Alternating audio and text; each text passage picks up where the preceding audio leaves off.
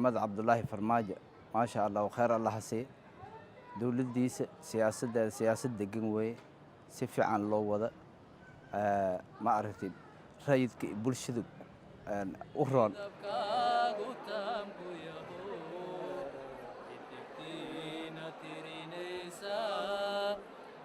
madaxweynayaashii hore farqiga u dhexeeya aad iyo aad u kala duwan yahay waxaa ka mid ah inaan ma arkin wuxuu ahay cawadii 9 saac aan soo jeedin oo hubka qayladiisa aan maqlaynin rasaasii qaraxi aan la maqlaynin waxyaabahaas ka mid ah waagi hore waxaan iska arki jirnay nima caws wato oo qore wato haddana alxamdulilah waxaan arkoonaa waa bistoolaha tawaweyn ma sha Allah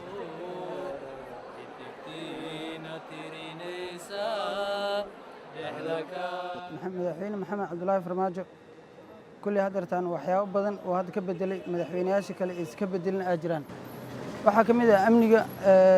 وحكى لكم إذا وحب الحرمرك أو سكر شقوين كذا رتان وبلن قاضي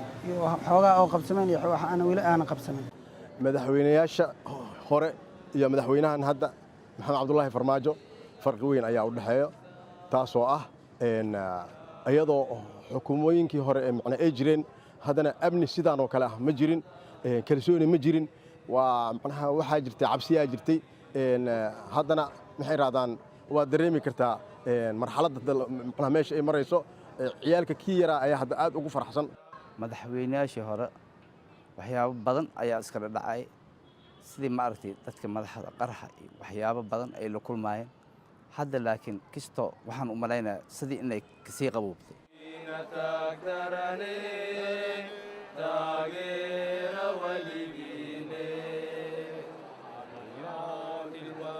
madaxweynayaashii hore waxyaabo badan ayay wadanka ka qawanin tan hadda hub aruurinta kaleeta iyaga maysan qawanin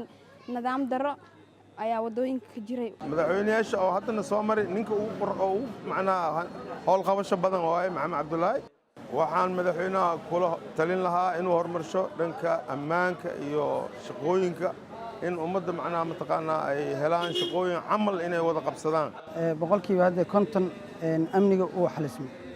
waxaan u maleynaa waxaan ka rajaynaynaa konton kale inuu madaxweynaha uu dhammaystiri doono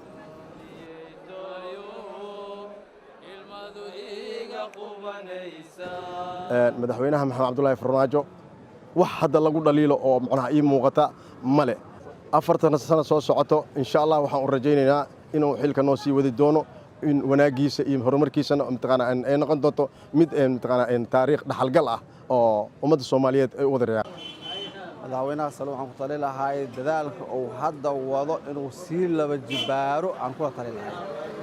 dadaalka uu wado ay kamid tahay shaqo dhigista dabagalka wax walba ay kamid yihiin dakhli aruurinta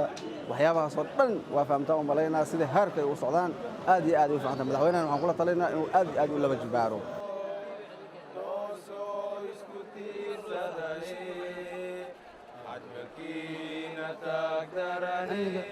lagu soo kordhiyay hub aruurinta iyo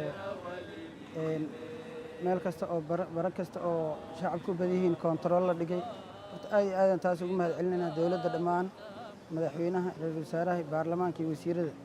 inta la shaqeyso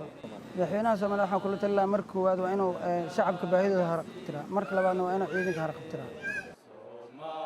Soomaaliyeed isku tiirsadaye